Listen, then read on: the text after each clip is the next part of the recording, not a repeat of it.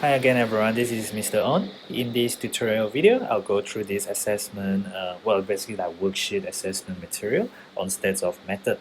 So jumping straight on onto question 1, since this is like extension of your previous work, I'll go a bit faster, yeah? So a liquid is changed into a gaseous state, meaning liquid to gas. Here is where you increase in the amount of your kinetic energy and your particles move further apart. There's a result of boiling. Right, the melting point of ice is where you go from solid to liquid in your heating curve, but you should know that this is also equal to something similar in the when I say equal, you also have the liquid to solid in the cooling curve. That is actually your freezing, and this is actually your melting. So what we say is the melting point where this process happen is the same as the freezing point where this process happen. Okay, so it's not above, it's not lie in between, but it's actually the same as the freezing point, because solid to liquid, liquid to solid, and it's not boiling because boiling is to do with liquid to gas. Next question. Upon heating, so heating means we supply energy. So the energy that you supply in the form of heat actually get transferred into kinetic energy. So the molecules, when you are a solid, you are packed close together and you could only vibrate about your fixed position. So what happens is they will obtain the energy.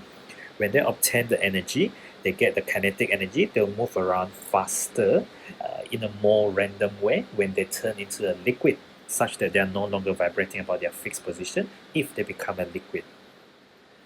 This next question is about properties of gases. So we know that the molecules in a gas move in all directions. This is the random motion that eventually you use to explain the diffusion of gases. Yeah, so A is actually correct. All right. If I go through the rest of the options, I'll try and explain why they are not acceptable. All right. Possess means they have strong intermolecular force attraction. The fact that you need energy in order to convert solid to liquid or liquid to gas is because we are breaking the intermolecular forces of attraction. So once you become a gas, once you are already a gas, you are already a gas, meaning to say you already overcome the you overcome meaning you already break the intermolecular forces of attraction. Yeah, so it's not like you have a strong one anymore because you already use up your energy to break it. So that's why B is incorrect. Okay, packed close together is definitely wrong for gas. Vibrate to and fro, vibrate is to do with solid, not gases. All right.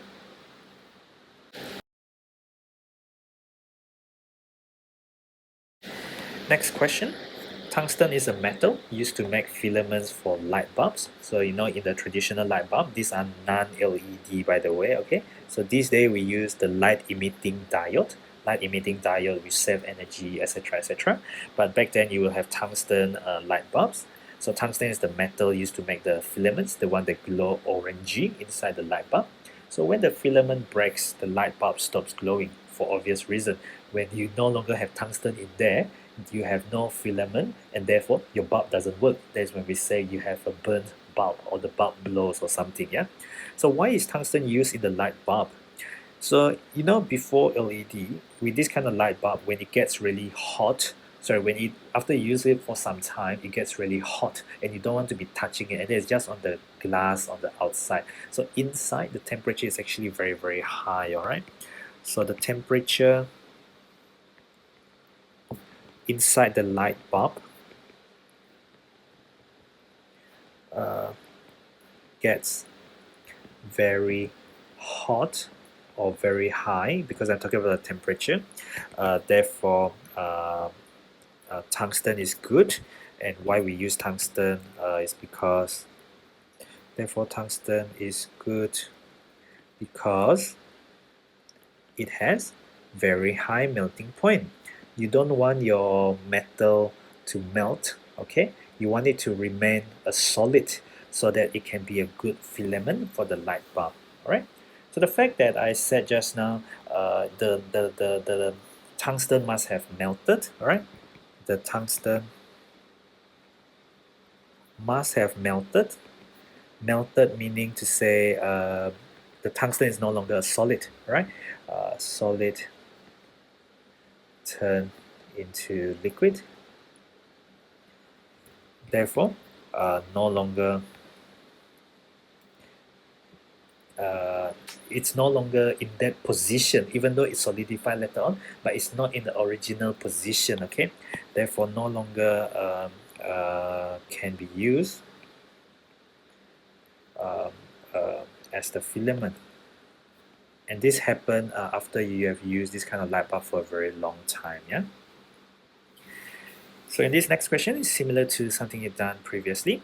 So an unknown substance X is heated from minus 5 degrees Celsius. So be careful of the negative. It's actually lower than 0.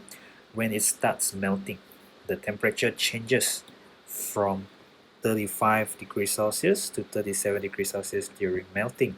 So what you can say is the melting point is not fixed.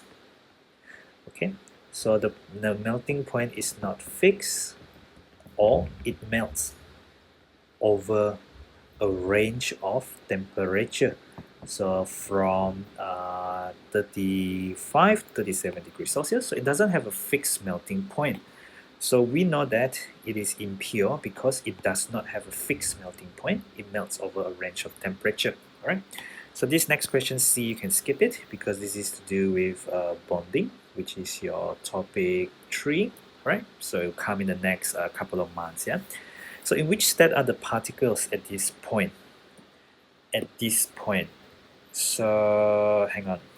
An unknown substance heated from minus 5 to 35, so it starts melting at 35. However, during the melting process, the temperature changes from 35 degrees Celsius to 37 degrees Celsius during the melting process. So at this point, during melting, this point refers to during melting. So what you actually have is you have solid and liquid, because during melting itself you have both solid and liquid during the melting process. How would you determine whether the sample is pure or impure? It's not asking you is it pure or is it impure. No. It's not a state whether it's pure or impure. It's actually how would you determine, right? If the substance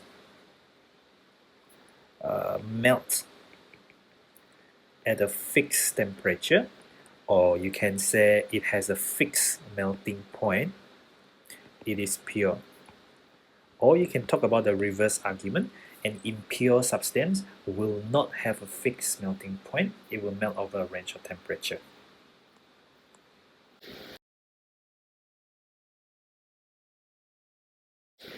This is the last bit of this assessment question. So we have 3 gases: ammonia NH3, chlorine CO2, and carbon dioxide CO2. You allow them to diffuse, all right? So we have a damp litmus paper, damp meaning moist or slightly wet with distilled water, yeah? It's placed at the other end of the glass tube. So something you will learn again, is very common, is that ammonia is alkaline, or what we call them basic, all right? Chlorine is actually acidic, all right? And carbon dioxide is actually acidic as well.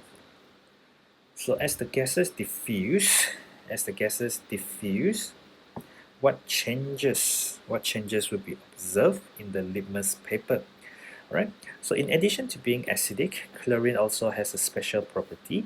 It will bleach. It will bleach the litmus paper after it shows its acidic property. That's why we use chlorine to make blank papers. You know, like it's so white because we use chlorine to bleach the cellulose. After we get the cellulose from the timber from the tree. Okay, so you do bleach them to get them so white in the end. Yeah. So what will we see? Okay, so this is to do with diffusion. This is to do with diffusion. So it's the order of diffusion. Which one comes first? All right. So we know that the lighter the molecule, the faster it will travel.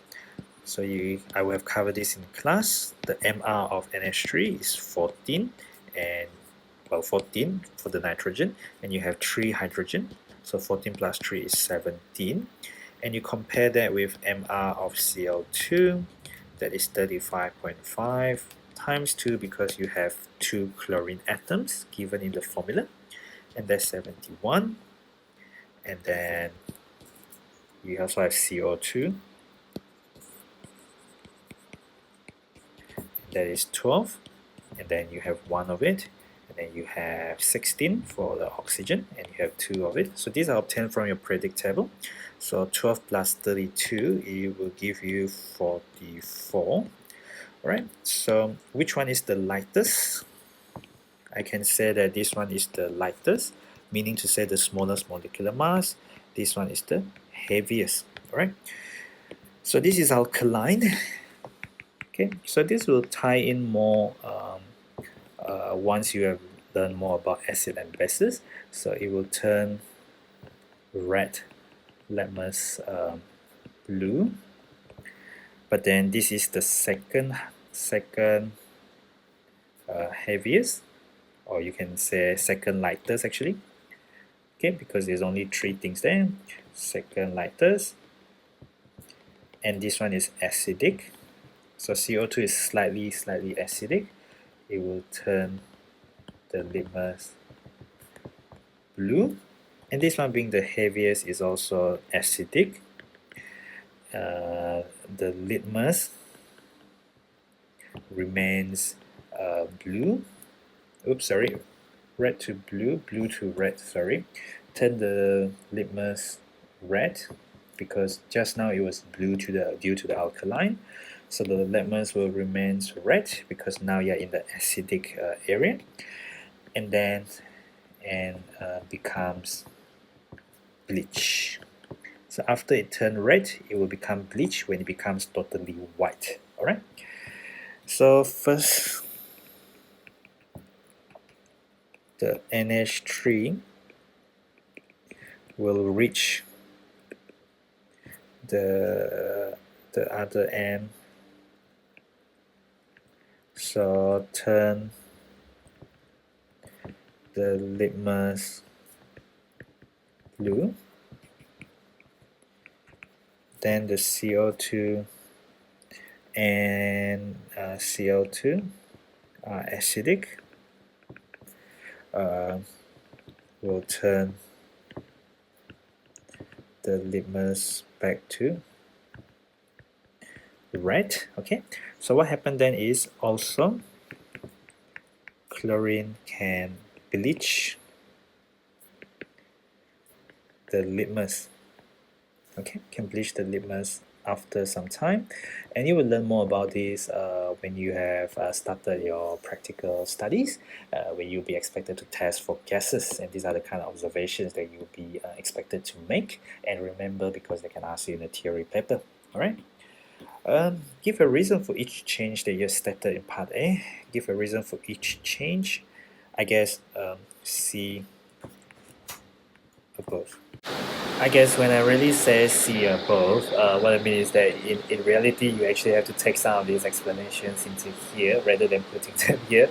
I've simply put down C above because I've written most of the explanation here, but in reality you actually have to put down the explanation here and just state the changes of the observations there. Alright, okay, cool. So that's it for this video, and I'll see you in the next tutorial.